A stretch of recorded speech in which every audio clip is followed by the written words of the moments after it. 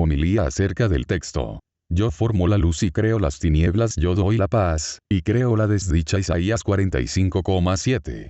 Breve es la sentencia, pero es dulce fuente de miel. Y de miel que de ninguna manera causa saciedad. El placer que da la miel sensible se termina en la lengua y acaba en corrupción. La miel de la doctrina penetra en la conciencia y la rocía de perpetuo placer y conduce a la inmortalidad. Además, la miel sensible se extrae de las plantas, esta otra se compone de las divinas escrituras. De esta segunda miel os ha saciado el que en el día de hoy con tan gran elocuencia os ha predicado, y ha obtenido el fruto de vuestro asentimiento, y ha demostrado la nobleza de su caridad y su fe. Ea, pues, también nosotros os serviremos la mesa acostumbrada con gran presteza, porque no es poco lo que nos gozamos al ver que, a pesar de la celebridad de los juegos del circo, que son juegos de niños, los abandonasteis y habéis concurrido en tan inmensa multitud. Ponemos por tanto en medio, con entera confianza, la crátera con toda liberalidad. Crátera que engendra no embriaguez sino templanza. Porque de esta calidad es el vino de la Sagrada Escritura, de esta los manjares de la mesa presente, que no vuelven más gorda la carne y más grasosa. Y no lo decimos con el ánimo de cubrir de ignominia la carne, sino porque estimamos en más la nobleza el alma. No rechazamos el uso de las carnes, sino que reprimimos los excesos. Si nos entregamos a la virtud, conviene hacerlo en forma tal que no demos ocasión a las lenguas de los herejes. Porque, al fin y al cabo, este cuerpo es inferior al alma, pero no enemigo del alma. La diferencia es que el alma es sencilla, pero el cuerpo está sujeto a las concupiscencias. Dios nuestro Señor, el más excelente de todos los arquitectos, no construyó el universo con solas una o dos o tres substancias, sino que puso en él infinita variedad de naturalezas con el objeto de manifestar la abundancia de su sabiduría, mediante la variedad de las cosas. Por tal motivo no fabricó únicamente el cielo, sino también la tierra.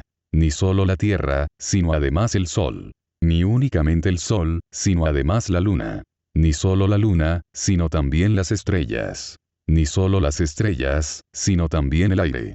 Y no solo el aire, sino también los lagos y las fuentes y los ríos, los montes, los valles y los collados, los prados, los huertos y las simientes, y las plantas y diversidad de hierbas en formas varias y entre sí distintas como puede verse. Y también infinita variedad de naturalezas que puede cualquiera observar si recorre el universo en todos sus aspectos. Si va con su pensamiento por todo el orbe de la tierra, tendrá que exclamar como el profeta: «¿Cuántas son tus obras, oh Yahvé, y cuán sabiamente ordenadas? Todo lo has hecho con sabiduría». Salmo 103, 104, 24. Si pues anhelas concurrir a un teatro, abandona aquel satánico y ven a este espiritual. Si deseas escuchar la lira, abandona aquellas armonías y aguza tu mente y ven a escuchar esta otra que eleva tu alma y robustece tu pensamiento. Observa cómo los varios sonidos y las cuerdas distintas ofrecen a Dios, el sumo arquitecto, una suavísima armonía y del todo perfecta. Porque a la manera del sonido de los vientos que se compone de multitud de sonidos, así esta lira, con sola una melodía produce la alabanza y glorificación de su hacedor. Suenan las cuerdas cada cual, por separado, pero, además, al sonar, forman un bello conjunto. Y para que entiendas cómo suenan separadas y en conjunto, pulsa con el pensamiento la cuerda de los cielos y escucharás cómo brota un ingente sonido con que glorifica a Dios. Así lo había advertido el profeta cuando dijo: «Los cielos pregonan la gloria de Dios y el firmamento anuncia la obra de sus manos». Salmo 18, 2, 7. Desciende ahora a la otra cuerda del día y de la noche, y observarás que también ésta emite sonidos más suaves que los de una lira cualquiera o de alguna cítara. Sobre todo si hay alguno que sepa pulsar como conviene las cuerdas. ¿Pero cómo suenan?, preguntará alguno. No mueve el cielo boca alguna, ni lengua, ni paladar. No tiene dientes ni labios. ¿Cómo entonces se forma la voz? ¿De qué manera habla el día? Porque tales criaturas no son instrumentos aptos para emitir la voz, ya que el curso del sol y de la luna solamente nos dan el día y la noche y la cuenta de los tiempos. Para que no vaya a haber algún ignorante que se conmueva por semejante dificultad, escucha en qué forma el profeta se lanza a cosas aún mayores. Tras de haber dicho que los cielos pregonan la gloria de Dios y que el día habla al día y la noche comunica sus pensamientos a la noche, no se detuvo en esto, sino que añadió: no hay discurso ni palabra cuya voz deje de oírse. ¿Qué significa esto? Es una alabanza de la voz. Es un encomio del sonido. Mi palabra es entendida por solo aquel que habla mi mismo idioma, pero no del que habla otro distinto. Por ejemplo, si hablo en griego y alguno sabe este idioma, me entenderá. En cambio, el escita, el tracio, el mauritano, el hindú, no me entenderán porque se lo impide la diversidad de los idiomas. Igualmente yo, si me habla algún escita o tracio, no podré entenderlo ni tampoco él entenderá mi lenguaje. No ha lugar a semejante cosa al tratarse del cielo y de la noche y el día, porque su voz es de tal género que los de cualquier lenguaje o idioma pueden entenderla y serles plenamente clara y manifiesta. Por tal motivo, una vez que dijo el profeta: los cielos pregonan la gloria de Dios y el día habla al día, añadió, Salmo 18, 2, 7. No hay discurso ni palabras cuya voz deje de oírse. Es decir que tal lenguaje y tal idioma usan el día y la noche y los cielos y todas las criaturas, que su voz es oída por las gentes de todos los idiomas y de todos los lenguajes, por todos los hombres. Porque no hay, dice, discurso, o sea no hay gentes ni idiomas en que no se oiga la voz de los cielos. El escita y el tracio, el mauritano y el hindú, el saurómata y las gentes de todos los lenguajes, pueden escuchar y entender esta voz. ¿Cómo? Óyelo. Comprenderás cómo el cielo puede hablar callando. Al observar su hermosura, su grandeza, su disposición y orden, su perpetuidad, su esplendor, reúne todo esto en una sida gloria al Creador. Entonces el cielo ha emitido su voz y ha glorificado y alabado a Dios mediante su lengua. Esto significa lo que dijo el profeta: los cielos pregonan la gloria de Dios, Salmo 18, 2, 7. ¿Cuál fue, en fin, el modo? Atrayendo a quien contempla la hermosura de su esplendor a la admiración del Creador. Cuando, tras de haber contemplado tan inmensa máquina del cielo, dijeres: gloria a ti Señor, que sacaste de la nada una máquina inmensa y la pusiste a nuestra vista, entonces son los cielos quienes han dado a Dios esta gloria, y usando de tu lengua mostraron su admiración mediante tu vista. Así es como callando dan gloria y honor a Dios. Y una voz semejante todos la perciben. Porque, aunque no es posible percibirla por el oído, pero sí mediante la vista y la contemplación. Y esa vista y contemplación para todos es igual, aun cuando en el idioma sean diferentes. El bárbaro, el escita, el tracio, el mauritano, el hindú, todos escuchan esta voz. Puesto que quienes bien discurren dan a Dios gloria, y lo alaban al ver este milagro de orden y quedan estupefactos ante su hermosura y magnitud y ante las otras cualidades del cielo. Y lo mismo puede afirmarse del día y de la noche. Porque, así como el cielo con su hermosura, su disposición, su magnitud, su esplendor, su perpetuidad, su utilidad, su eficacia y sus demás cualidades, lleva a quien las contempla la admiración y hace que demos gloria y honor al Creador suyo, del mismo modo proceden la noche y el día. Cuando contemplas el orden y sucesión de ambos, y en qué forma el día, una vez que ha terminado su trabajo, no se esfuerza por sacar de sus límites a la noche, ni muestra codicia alguna de usurpar las cosas ajenas.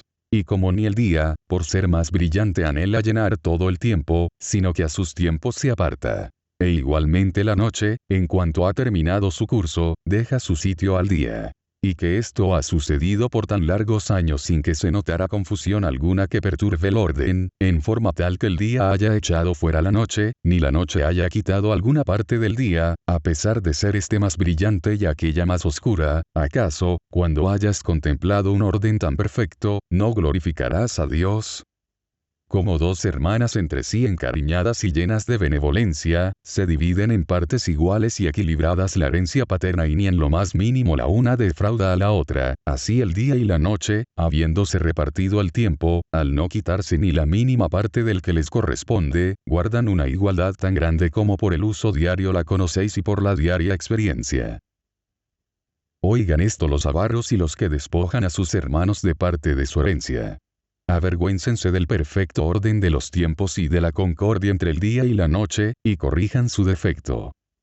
Tal es el modo como el día habla al día y la noche comunica a la noche sus pensamientos, no precisamente lanzando voces, sino predicando a su Creador con un sonido más penetrante que el de una trompeta, mediante su orden perfecto, su disposición, su igualdad, su medida que ningún obstáculo modifica. Y esto sucede no en un ángulo de la Tierra, sino en todos los ángulos y regiones que contempla el Sol. Porque semejantes voces recorren todo el mundo, ya que por todas partes lo envuelve el cielo y por todas partes existen el día y la noche, y van repartiendo sus enseñanzas por tierras y por mares.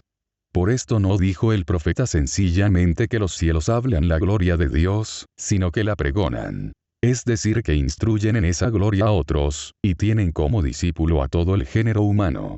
Abren escuela para todos y en vez de libros y letras les presentan la hermosura de su naturaleza para que la contemplen. A los idiotas y a los sabios y a todos, como encerrada en semejantes libros, les ofrecen la doctrina acerca de la sabiduría y el poder de Dios.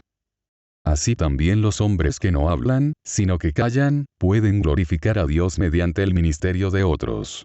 Y por esto decía Cristo: así luzca vuestra luz delante de los hombres, que viendo vuestras buenas obras glorifiquen a vuestro Padre que está en los cielos. San Mateo 15, 14, 16.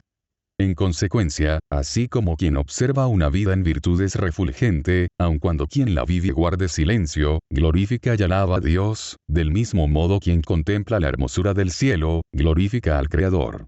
Por esto dice el profeta: los cielos pregonan la gloria de Dios, es decir, mediante los que los contemplan. Y el día habla al día y la noche comunica con la noche sus pensamientos. ¿Qué pensamientos? Los referentes al conocimiento del Creador. Como el día saca al hombre a su trabajo, la noche, cuando llega, le proporciona descanso de sus innumerables ocupaciones y lo alivia, y le adormece los ojos ya fatigados y le baja los párpados. Y hace que el hombre, restauradas sus fuerzas, reciba los nuevos rayos del sol. De manera que tampoco la utilidad de la noche es pequeña, sino muy grande. Si no diera al hombre descanso de ninguno de sus trabajos, mediante la sucesión con el día, de nada le aprovecharía al hombre la llegada del día que lo vuelve de nuevo a sus ocupaciones.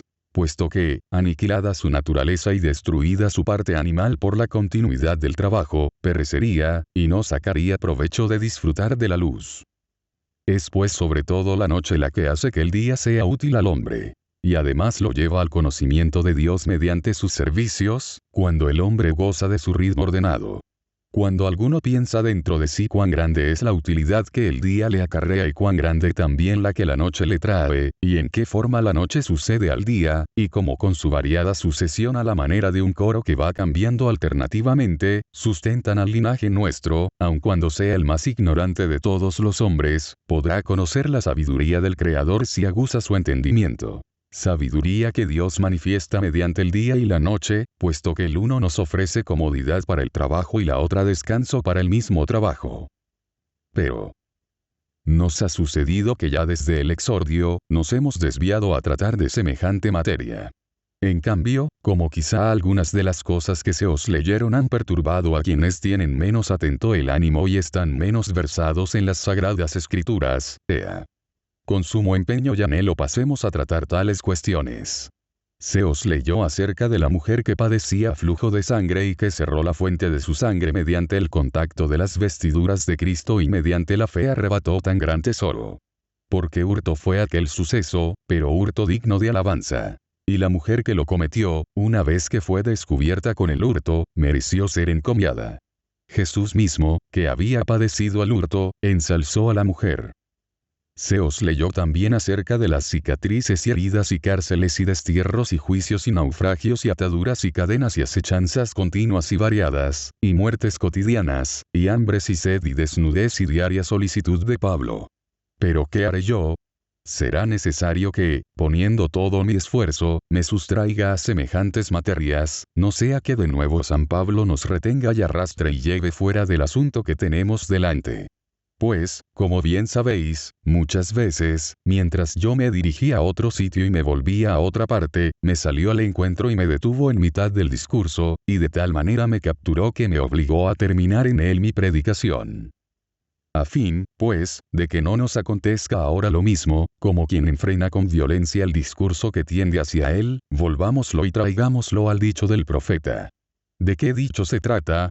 Yo el Señor, dice, formo la luz y creo las tinieblas. Yo doy la paz, yo creo la desdicha. Isaías 45,7. Veis ya cómo no en vano ni al acaso dirigimos acá nuestros pasos, sino que nos apresuramos a venir a esta materia, tras de hacer a un lado las otras. Porque la presente materia, a quien esté menos atento le causará no pequeña turbación. En consecuencia, atended, os ruego, y despertad vuestro ánimo y aguzad vuestros oídos. Haced a un lado toda solicitud del siglo y advertid a lo que se os dice. Quiero pagaros este tributo por vuestro empeño en acudir a la reunión, de tal modo que, al regresar a vuestros hogares, saturados de espirituales alimentos, conozcan quienes no acudieron, por los hechos mismos, cuán grande es la pérdida que han sufrido. Y lo sabrán, si vosotros captáis con cuidado lo que os vamos a decir, de manera que luego lo podáis transmitir. Yo el Señor formo la luz y creo las tinieblas. Yo doy la paz y creo la desdicha, Isaías 45,7. Repito con frecuencia el texto para que quede enclavado en vuestra mente, y podamos luego ofreceros la solución. No es este texto el único que tal afirma. Otro profeta que consuena perfectamente, decía: ¿habrá en la ciudad calamidad cuyo autor no sea Yahvé? ¿Qué significa, pues, lo que dice? Porque es necesario hallar una solución única a esta clase de textos. ¿Cuál será la solución? La solución consiste desde luego en que entendamos lo que se dice. Atended con diligencia, ya que no en vano ni a la aventura os exhortamos con frecuencia a que pongáis atención. Nos embarcamos en cuestiones abstrusas y de mucho peso. Hay unas cosas que son buenas, otras malas y otras como intermedias. De estas, muchas a muchos les parecen malas no siéndolo. A pesar de lo cual se las llama malas y por tales se las tiene. Mas, a fin de que mejor se esclarezca lo que voy a decir procedamos a declarar nuestra afirmación. A muchos la pobreza les parece un mal, pero no lo es. Más aún, si alguno es previsor y cuidadoso, encuentra medios para alejar ese mal. Por el contrario, las riquezas parecen ser un bien, pero no son en absoluto buenas, si no se usan como conviene. Si fueran en absoluto buenas, necesariamente serían buenos los que las poseen. Pero, si no todos los ricos son virtuosos, queda en claro que las riquezas parecen ser un bien, pero tomadas en sí simplemente no son buenas ni malas, sino cierta materia que yace como puesta en medio y ofrece ocasiones de ejercitar la virtud. Considéralo por este otro camino. Hay en el cuerpo ciertas cualidades que dan su nombre a quienes las poseen. Por ejemplo, el candor y blancura no es substancia, sino una cualidad y accidente que sobreviene a la substancia. De manera que, si a alguno le acontece que semejante cualidad se le adhiera, será llamado y tenido como blanco. La enfermedad es también una cualidad accidental que se adhiere a un hombre y lo llamamos enfermo. Si pues las riquezas fueran simplemente buenas, el que las posee sería simplemente bueno y debería llamarse virtuoso. Pero si el rico no está enteramente dotado de bondad, las riquezas no serán en sí simplemente un bien y una virtud, sino que serán buenas o no según el afecto del ánimo de quien las usa. Y, por el contrario, la pobreza, si fuera un mal sería necesario que todos los pobres que en ella viven fueran malos. Pero si muchos hombres han ganado el cielo, siendo pobres, la pobreza no es un mal. Dirá alguno: pero es que muchos a causa de la pobreza blasfeman. No es por la pobreza, sino por su locura y bajeza de ánimo, por lo que blasfeman. Y esto queda en claro con el ejemplo de Job, quien, reducido a la extrema pobreza, y despeñado en el abismo pleno de la indigencia, no solo no blasfemó, sino que no cesaba de alabar a Dios, y decía: el Señor lo dio, el Señor lo quitó. Como al Señor le pareció así se hizo. Sea el nombre del Señor bendito por los siglos. Job 1:21. Dirás que muchos a causa de las riquezas roban y se echan sobre lo ajeno. No sucede tal cosa a causa de las riquezas sino de la necedad. Testigo nos es el mismo Job, que abundaba en tan gran cantidad de bienes. Pero no solo no robó lo ajeno, sino que ahondaba de lo propio y se convertía en puerto para los peregrinos, y decía: mi casa estuvo abierta para todo peregrino. También Abraham, siendo tan rico, todo lo gastaba en ayudar a los peregrinos y transeúntes. Y, sin embargo, ni a este ni a aquel las riquezas los hicieron ladrones ni avaros. Tampoco la pobreza volvió blasfemos a Job ni a Lázaro, pues aún faltándoles lo necesario para el sustento, llegaron a ser tan ilustres en la virtud, que a uno lo recomendó el testimonio del mismo Dios, que conoce bien los arcanos de los corazones, y el otro fue llevado de acá abajo, precediéndole los ángeles, y fue a vivir en la misma tienda con el patriarca Abraham y a gozar de los mismos bienes. San Lucas 16, 19, 31. De manera que tales cosas son algo intermedio, digo la riqueza y la pobreza. Lo mismo que la salud y la enfermedad, la vida y la muerte, la gloria y el honor, la esclavitud y la libertad, y las demás cosas a estas parecidas. No vamos a recorrer cosa por cosa para no alargar el discurso. Pero vosotros con estos ejemplos podéis discurrir sobre las demás. A nosotros nos urge continuar con lo que íbamos tratando. Porque dice la Escritura: da ocasión al sabio y se hará más sabio. En conclusión, tales cosas son algo intermedio, que el hombre puede usar para su bien o para su mal. Y que sean algo intermedio las riquezas, lo manifestó Abraham, que usó de ellas como convenía. Lo manifestó el rico que vivió en los tiempos de Lázaro, pues las usó para su ruina. Las riquezas, en conclusión, de suyo no son buenas ni malas. Si fueran buenas y no algo indiferente, no habría sido castigado con penas tan severas el rico que vivió en los tiempos de Lázaro. Y si fueran malas de por sí, no sería tan celebrado Abraham, que fue rico. Lo mismo se diga de la enfermedad. Si fuera un mal, sería necesario que el enfermo fuera malo. Y en consecuencia Timoteo debería haber sido malo, puesto que sufría una gravísima enfermedad. A este le dice San Pablo: usa de un poco de vino a causa de tu estómago, por tus frecuentes enfermedades. 1 Timoteo 5, 23. Pero si tal motivo no lo hizo malo sino al revés, tuvo con él ocasión de grandes merecimientos puesto que llevó con paciencia la enfermedad, queda claro que la enfermedad no es mala. Hubo un profeta que padecía de los ojos, y no por tal motivo era malo, sino que aún profetizaba y preveía lo futuro, y la enfermedad no le servía de impedimento para la virtud. Tampoco la salud es simplemente buena, a no ser que quien la posea la use como conviene, y no para cometer algún crimen o entregarse al ocio vano, porque ya el ocio mismo no deja de ser pecado. San Pablo decía: el que no quiera trabajar, no coma, 2 Tesalonicenses 3, 10. En resumen, tales cosas son como intermedias e indiferentes y se hacen buenas o malas, según el modo como las usen quienes las poseen. Mas ¿y para qué traer a la memoria la salud o la enfermedad, la riqueza o la pobreza? Lo que según el vulgo es el colmo de todos los males y como resumen de todos los bienes, quiero decir la muerte y la vida, no son, absolutamente hablando, ni buenas ni malas sino indiferentes, y según las sobrelleva el ánimo de quien las usa se hacen buenas o malas. Por ejemplo, bueno es vivir si alguno usa de la vida como conviene.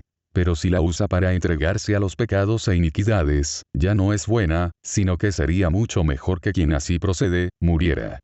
Y, por el contrario, la muerte, que todos piensan que debe huirse, nos acarrea infinitos bienes cuando se sufre por un motivo conveniente. Lo prueban los mártires, pues a causa de su muerte son los más felices de los hombres. San Pablo no simplemente deseaba vivir en Cristo, sino porque de ahí resultaba fruto de buenas obras. Porque dice: no sé elegir. Por ambas partes me siento apretado, pues de un lado deseo morir para estar con Cristo, que es mucho mejor. Por otro, quiero permanecer en la carne, que es más necesario para vosotros. Filipenses 1, 21, 24. Y por el mismo motivo decía el profeta: preciosa es en el acatamiento del Señor la muerte de los santos. Salmo 115, 116, 15. No simplemente la muerte, sino semejante muerte. Y, por el contrario, en otra parte, dice: la muerte de los pecadores. Pésima. Observas cómo también la muerte es cosa indiferente y que no es ni simplemente buena ni simplemente mala, sino que se califica según la disposición de ánimo de quienes la reciben. Por esto el sapientísimo Salomón, cuando hace memoria de la utilidad que en las cosas indiferentes está colocada, y discurre acerca de ellas, y demuestra que no son absolutamente buenas unas y malas otras, sino que unas se hacen buenas mediante la conveniencia del tiempo, aunque parezcan molestas, y lo malo se hace malo, aunque parezca agradable, decía de las mismas cuando no se hacen a sus tiempos convenientes. Tiempo de llorar y tiempo de reír. Tiempo de vivir y tiempo de morir.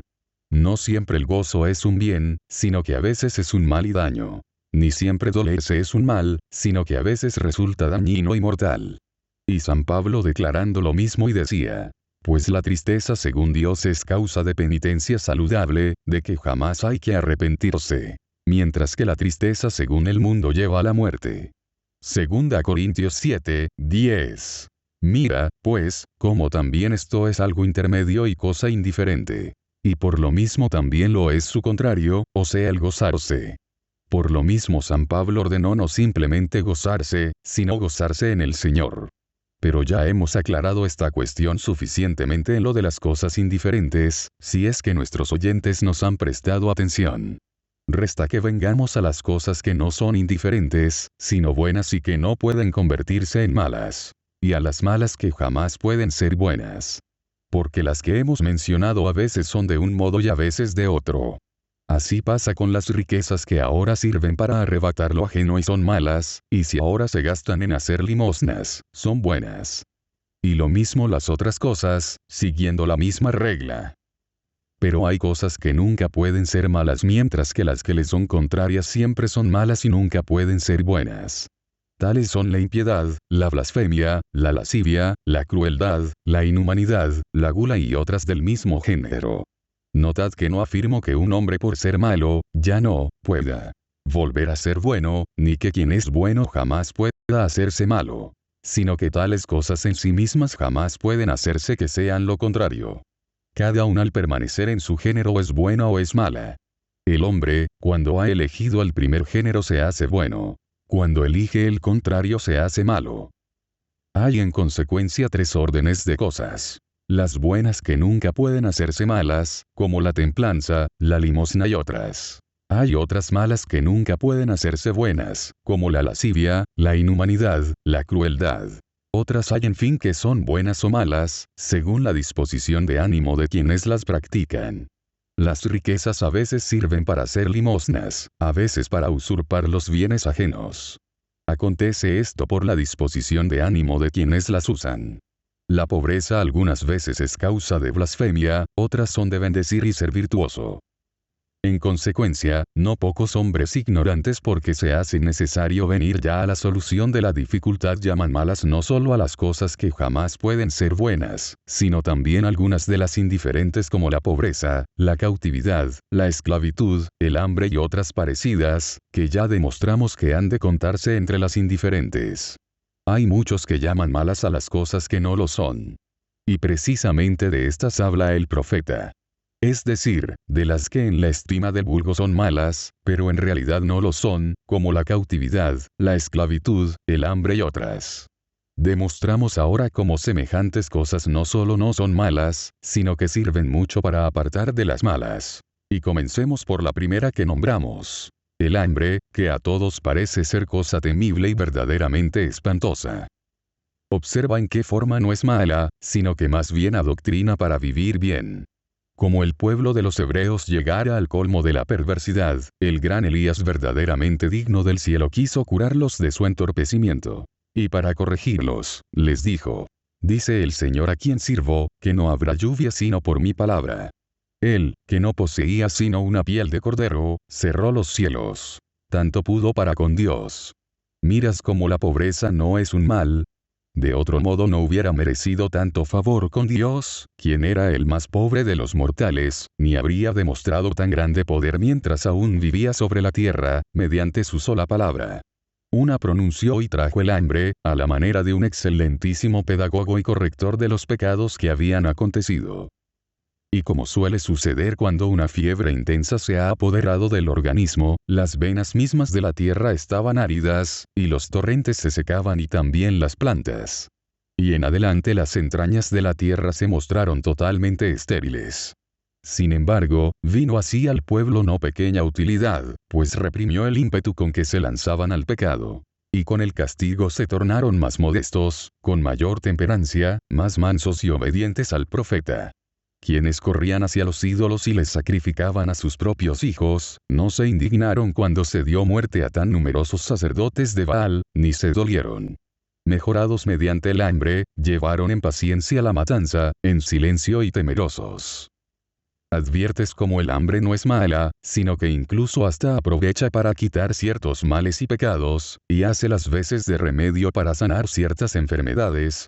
Y si quieres ver cómo la cautividad tampoco es mala, piensa en cómo eran los judíos antes de la cautividad, y como en la cautividad misma, a fin de que conozcas que ni la libertad es absolutamente buena, ni la cautividad absolutamente mala. Cuando gozaban de libertad y vivían en su patria, de tal modo se portaban, que diariamente clamaban contra los profetas, y conculcaban las leyes, adoraban a los ídolos y violaban los mandamientos de Dios. Pero una vez que fueron llevados a una tierra extraña, y hubieron de vivir en la región de los bárbaros, finalmente de tal modo quedaron humillados y se mejoraron y guardaron la ley, que vale la pena poneros ahora delante el salmo de donde puede colegirse, para que por los frutos conozcáis lo que les sirvió la cautividad. ¿Qué salmo? El que dice: junto a los ríos de Babilonia, ahí nos sentábamos y llorábamos acordándonos de Sión. De los sauces de sus orillas suspendíamos nuestras cítaras. Ahí los que nos tenían cautivos nos pedían que cantásemos, y decían: cantadnos alguno de los cantares de Sión. ¿Cómo cantaremos en tierra extranjera los cánticos de Yahvé? Salmo 136, 137, 1. ¿Ves cómo la cautividad los humilló? Porque antes no sufrían a los profetas que los amonestaban que no traspasasen la ley. Pero después, aun instándoles los bárbaros y obligándolos sus señores a que traspasaran la ley, no los obedecían, sino que les contestaban: no cantaremos el cántico del Señor en tierra extraña. Porque la ley no les permitía hacerlo. Considera, por otra parte, a los 3 jóvenes, a quienes no solo no dañó el cautiverio, sino que resultaron por ese medio más esclarecidos. Y lo mismo sucedió a Daniel. Y en cuanto a José, que mal padeció cuando fue hecho peregrino y esclavo y cautivo, ¿acaso no fue precisamente esto lo que lo tornó resplandeciente? En cambio que el otro se le siguió a la mujer bárbara que vivía entre riquezas, soberbia y libertades. ¿No fue acaso la más miserable de las mujeres, puesto que quiso usar de tales cosas como no convenía que se usaran? Queda, pues, demostrado hasta la evidencia qué cosas sean malas y cuáles buenas y cuáles indiferentes, y que el profeta hablaba de las últimas que en realidad no son malas, sino que al vulgo parecen malas, como son la cautividad, la servidumbre, el destierro. Conviene ahora adoctrinaros sobre la causa por la que dijo el profeta semejantes cosas. Siendo Dios benigno y pronto en compadecerse, y en cambio tardío y lento para castigar, con el objeto de no tener que imponer penas a los judíos, les enviaba a los profetas que los aterrorizasen con las palabras, pero no los castigaran con hechos. Así procedió con los ninivitas. Les amenazó con destruirles su ciudad. Pero para no destruirla, como en efecto no lo hizo. Igualmente procedió en nuestro caso. Envió profetas, amenazó con acometidas de bárbaros, con guerras y cautividad y destierro y permanencia en una tierra extraña. A la manera de un padre benigno e indulgente que quiere corregir a su hijo lascivo y perezoso, busca el azote, amenaza con la correa y dice: lo ataré, lo azotaré, lo mataré. Y se presenta terrible en sus palabras para reprimir la perversidad del mozuelo. Así Dios continuamente amenazaba porque quería, mediante el temor, hacerlos mejores.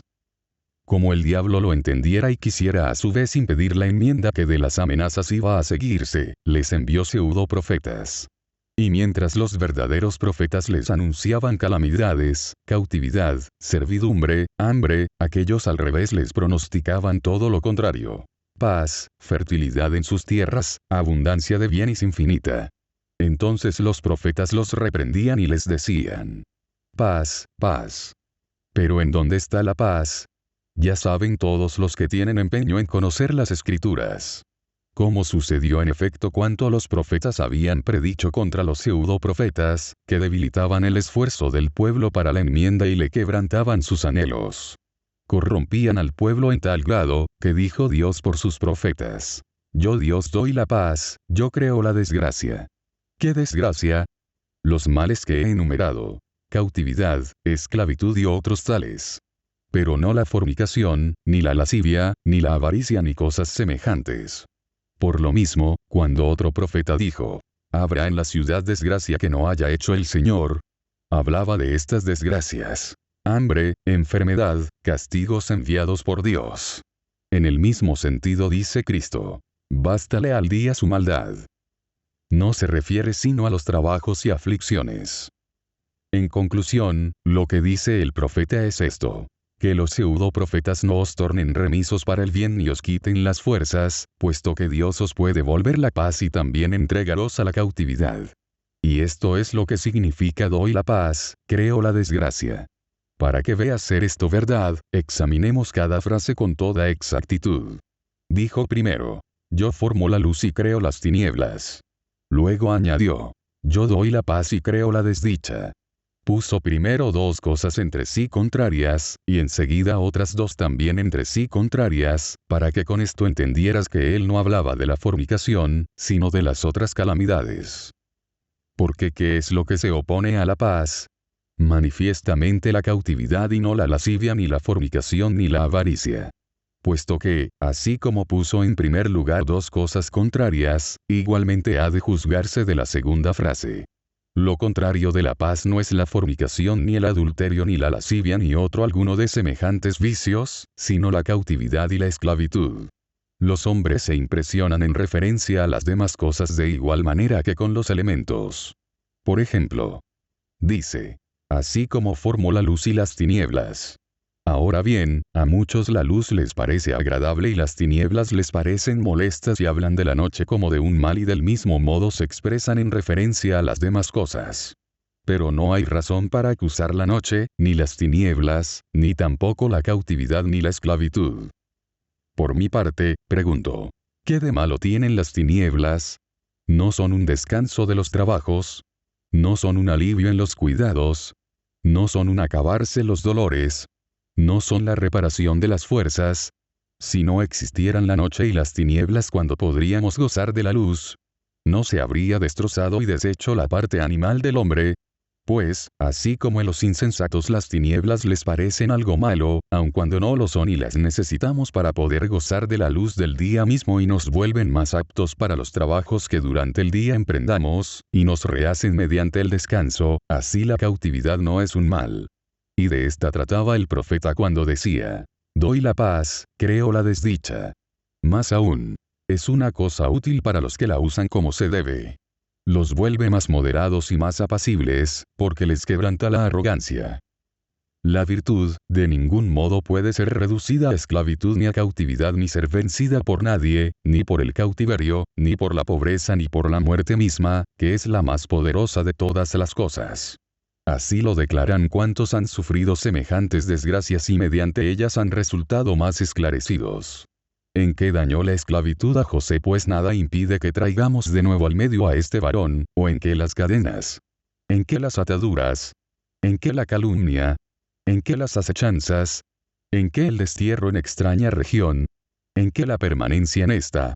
¿En qué dañó a Job la pérdida de sus manadas y rebaños o la muerte violenta y prematura de sus hijos o las llagas de su cuerpo o las fuentes de gusanos o el dolor intolerable o el estar sentado en el estiércol, o las acechanzas de su mujer o los oprobios de sus amigos o las injurias de sus criados? ¿En qué dañó a Lázaro el estar postrado en el vestíbulo y que los canes lo lamieran con sus lenguas? ¿En qué lo dañaba el hambre continua? ¿En qué el desprecio del rico, las llagas, la enfermedad insoportable? ¿En qué el yacer abandonado de cuantos podían ayudarle o el ser despreciado de cuantos podían auxiliarlo? ¿En qué dañó a Pablo el enjambre de males, las cárceles, los destierros y expulsiones, las muertes, los naufragios y las demás aflicciones, que nadie con sus discursos puede enumerar? Considerando tales cosas, huyamos de la perversidad, procuremos la virtud, oremos para no caer en tentación. Y si alguna vez cayeremos, no lo llevemos a mal ni nos indignemos. Medios de ejercitar la virtud son todas las cosas para quienes las usen en la forma conveniente. mediante todas las cosas podemos adquirir, con tal de que perseveremos vigilantes, el beneplácito divino y después disfrutar de los bienes eternos. Ojalá nos acontezca así a todos, en Cristo Jesús, Señor nuestro, al cual sea la gloria por los siglos de los siglos. Amén. Si te gustó el video, te invitamos a suscribirte a nuestro canal para que sigas recibiendo la verdadera doctrina católica, apostólica, romana, tradicional y sedevacantista. Gracias.